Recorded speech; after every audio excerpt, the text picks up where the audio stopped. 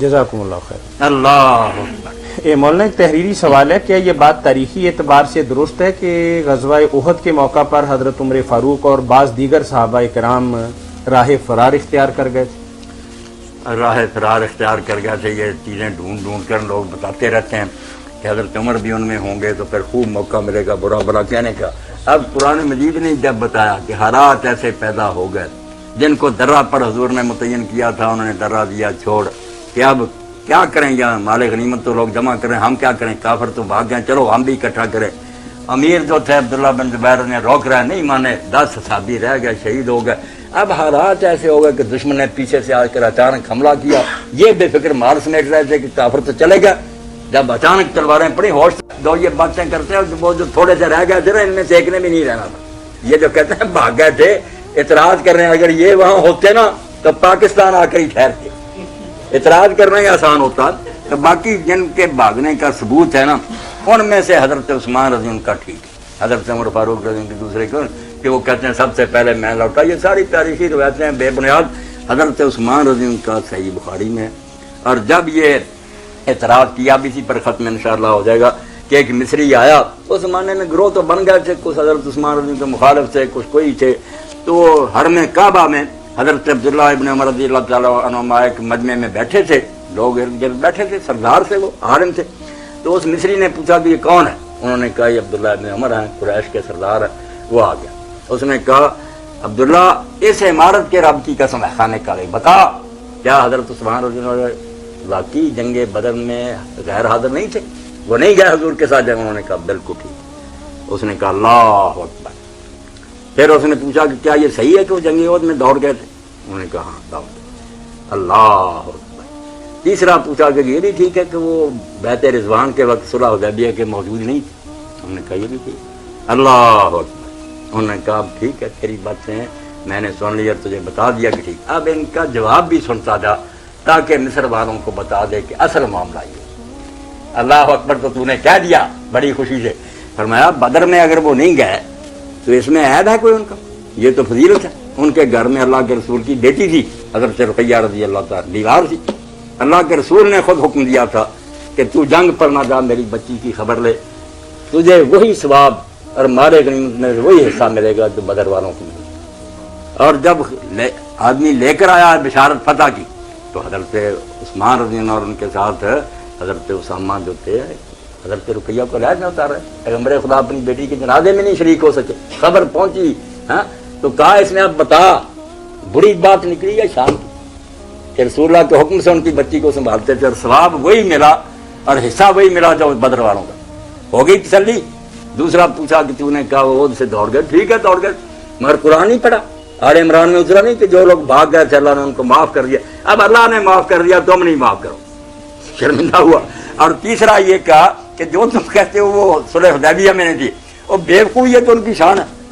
حدیبیہ کے موقع پر جب اللہ کے رسول علیہ السلام نے کہا حضرت عمر رضی اللہ جیسے جری آدمی سے کہ مکہ جاؤ ان کو سمجھاؤ کہ ہم لڑنے کے لیے نہیں آئے، عمرہ کے لیے آئے، احرام باندھے ہوئے قربانی کے جانور ہمارے ساتھ ہیں، ہمیں کعبہ کی زیارت کرنے دو۔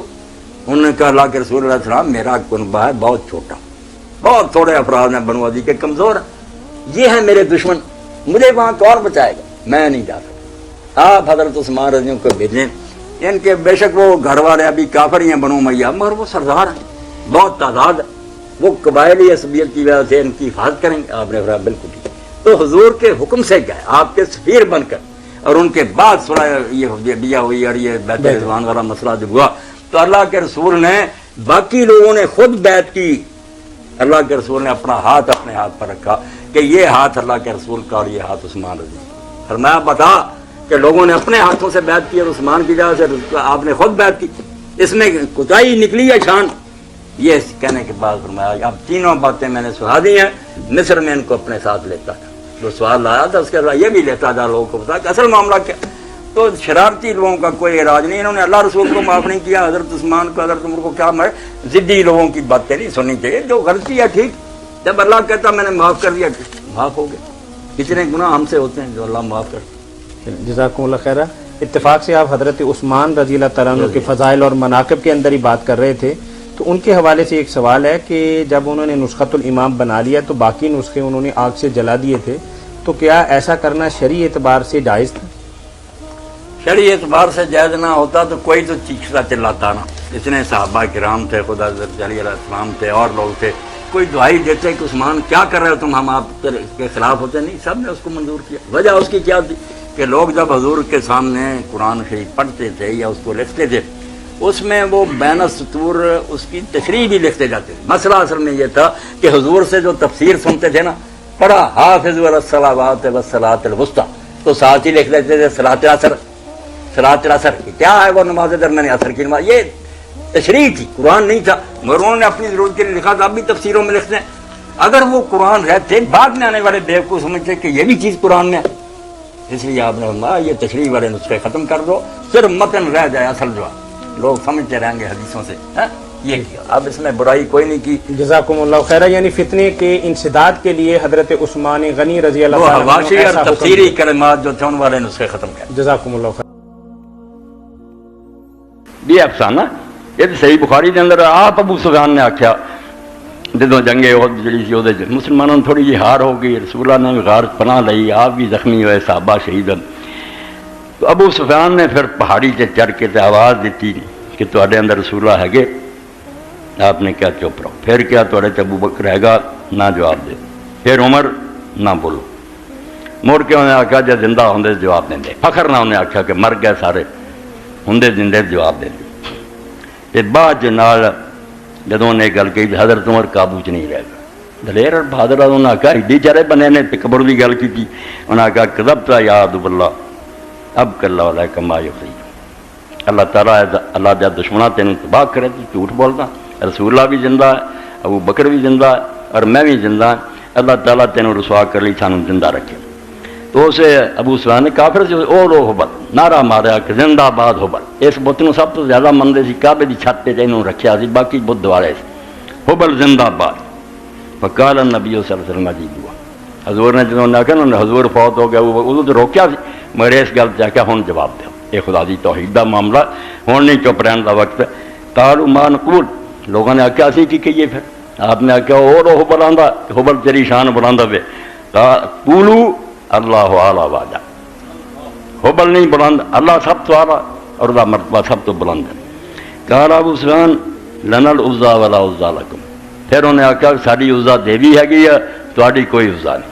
یہ طائف کی طرف مندر سی، بہت بڑا کعبے کی طرح سی، اونٹاں دیا قطاراں تے گائیاں بکریاں جویں حجی کھڑتے سی مکے ادھا جاندے سی. اتنے جانور قربان ہوندے، سب چڑھاوے زیادہ عزا دے ہوندے سی. اور وہ بڑے مہان سی، بڑے وہ کمرے سی جتنے نظراں نیازاں جمع ہوندیاں سی. کہنے لگا ساری عزا ہے تاری مسلمانوں کی کوئی عزا نہیں. کارن نبی صلی اللہ علیہ وسلم عجیب. حضور نے آخیا جواب دیو. کہنے کی کہیے؟ آپ نے فرمایا اللہ مولانا ولا مولا لکم. تو عزا نو روندا پھرنا، ساڈا مولا اللہ ہے، تہاڈا کوئی مولا نہیں. کہا ابو سفیان یوم بیوم بدر. اسے انہیں پھر آخیا کہ بدر دے دن کا بدلہ ہو گیا. اس دن اسی ہارے سی، ساڈے بندے مرے سی. اج وہ پوری ہو گئی. ول حرب سجال. اور جنگ اتنا ہی کدی کسی کا پڑا چک گیا، کدی کسی کا. نال انہیں آخیا وقت جے دونا مسلطن. صحیح بخاری کے اندر ہے کہ تسی دیکھو گے کہ تہاڈیاں لاشاں دے نک کن کٹے گئے، انہوں دے پیٹ چاک کیتے گئے، لاشاں بگاڑیاں. لا مامر بیا، میں حکم نہیں دیتا. یہ لوگوں نے اپنے طور پہ سارے بندے کرتا. ولم تو سو نہیں حکم نہیں دیتا، مگر مجھے برا بھی نہیں لگا جی انہوں نے کیتا تو ٹھیک ہی کیتا. اگ یہ سمجھو 350 صفحہ 7ویں جلد ہے اور حدیث نمبر کے اندر بات آؤں 4043. صرف نمونہ اج کا جمعہ برباد کر رہا. یہاں لوگوں کے علم کا حال دسیا جائے، کچھ سکھو. اس علم کے سارے کتاباں رسالے نہ